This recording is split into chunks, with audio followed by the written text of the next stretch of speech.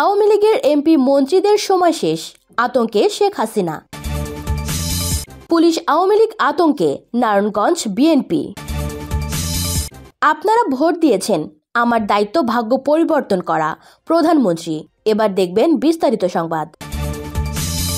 বিগত 14 বছরের ফ্যাসিস্ট শাসনে বাংলাদেশের সকল রাষ্ট্র প্রতিষ্ঠান ধ্বংস হয়েছে। হিন্দুত্ববাদী সংস্কৃতি হিসেবে করা আগ্রাসনে বিপুল সংখ্যাগরিষ্ঠ মুসলমান জনগোষ্ঠীর নৈতিকতা ও ধর্মীয় মূল্যবোধকে কুলুষিত করা হয়েছে। উন্নয়নে ডঙ্কা বাজে আওয়ামীরা দেশের বেসুমার সম্পদ লুটে নিয়েছে। ইচ্ছাকৃতভাবে তরুণ প্রজন্মকে শিক্ষা বিমুখ করে তোলা হয়েছে এবং দেশের সার্বভৌমত্ব আগ্রাসী প্রতিবেশীর পদতলে বিসর্জন দিয়েছে।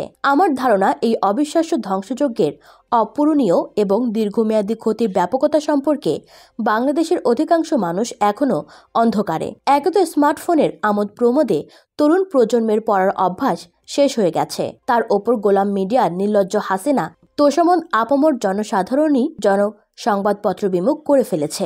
দিবারাত্র মিথ্যা প্রচারণার ফলে জনগণের মধ্যে জানার আগ্রহই কমে গেছে।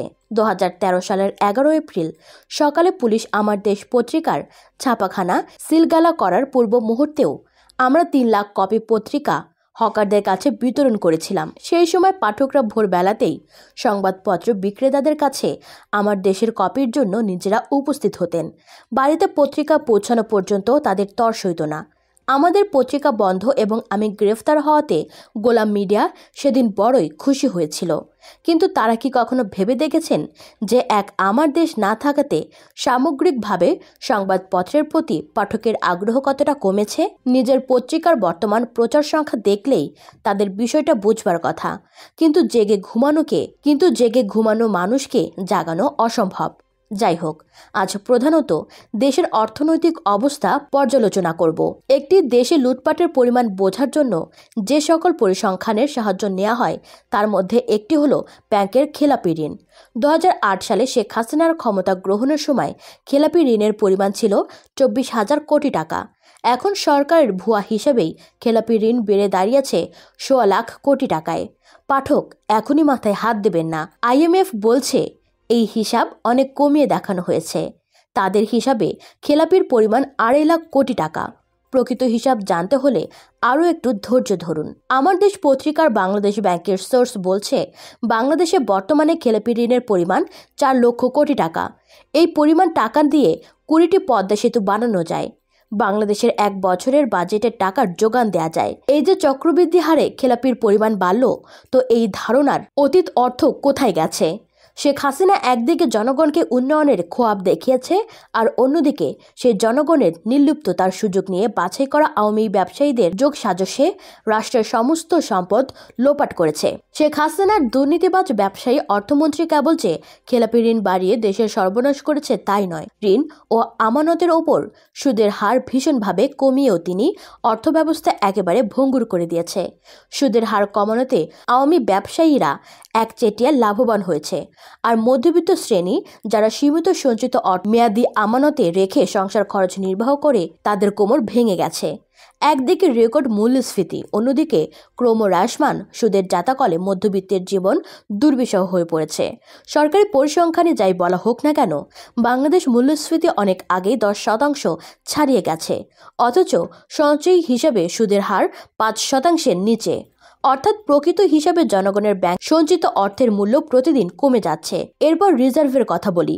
সরকারি কিতাবে আছে রিজার্ভের পরিমাণ 39 বিলিয়ন ডলার। IMF বলছে 31 বিলিয়ন ডলার। আমার দেশ পত্রিকার সোর্সের খবর অনুযায়ী প্রকৃত রিজার্ভ টেনে টুনে 20 বিলিয়ন ডলার। সোর্সের তথ্য সত্যি হলে রাষ্ট্রের কোষাগার থেকে শেখ হাসিনা 19 বিলিয়ন ডলার অর্থাৎ 1,90,000 কোটি টাকা তছরূপ কিংবা অপচয় করেছে। তিনি সারাক্ষণ নিজের টাকা করতে করতে রাষ্ট্রের সকল সম্পদকে নিজের ও পরিবারের মালিকানা ভেবে বসে আছেন। ফ্যাসিস্ট আমলে নিয়োগপ্রাপ্ত বাংলাদেশ ব্যাংকের প্রত্যেক গভর্নরকে রিজার্ভ তছরূপের দায়ে আসামির কাঠগড়ায় একদিন দাঁড়াতে হবে। উপরের নির্দেশের কথা বলে পার পাওয়া যাবে না।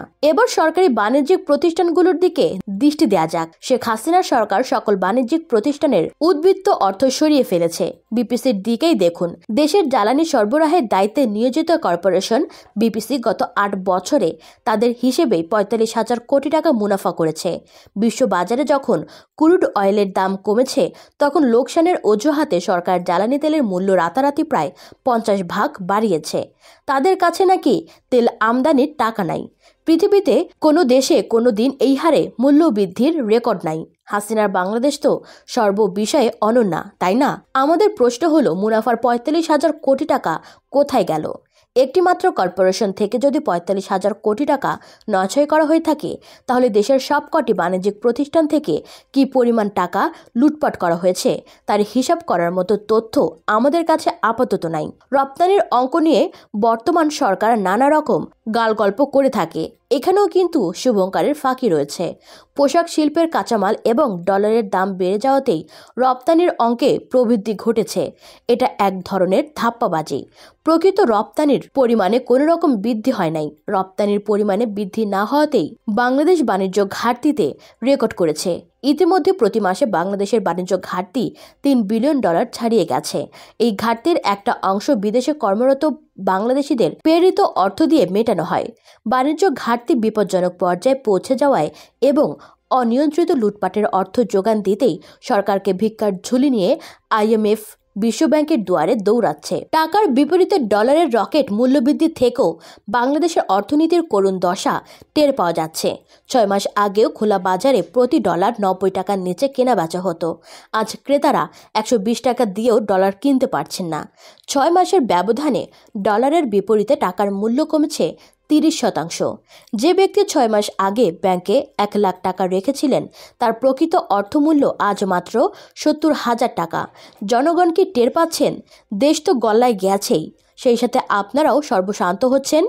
জালিমের সকল অত্যাচার মেনে নিয়ে নীরবে ঘরে বসে থেকে শেষ রক্ষা হবে না। মধ্যবিত্ত বাঙালির চরিত্র নিয়ে কলকাতার জনপ্রিয় কবি রুদ্রনীল ঘোষ এক চমৎকার ব্যঙ্গ কবিতা রচনা করেছেন। কবিতাটির শিরোনাম দাদা আমি সাথে পাচ্ছে থাকি না। কথিত বীর বাঙালিরা ইউটিউবে কবিতাটি শুনতে পারেন।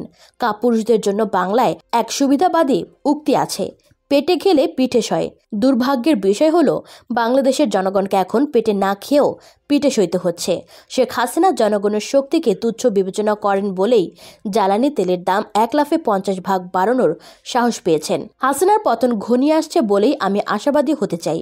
চূড়ান্ত পতনের আগে শেখ হাসিনা দলবল নিয়ে রাজাপাকসের মতে পালাতে চাইবেন। সম্পদ তো তারা আগেই সরিয়েছেন। 17 কোটি মানুষের একটি স্বাধীন রাষ্ট্র ধ্বংসের মধ্য দিয়ে যারা 17 কোটি জনগণকে সর্বশান্ত করেছে তাদের যেন পালাতে দেয়া না হয়।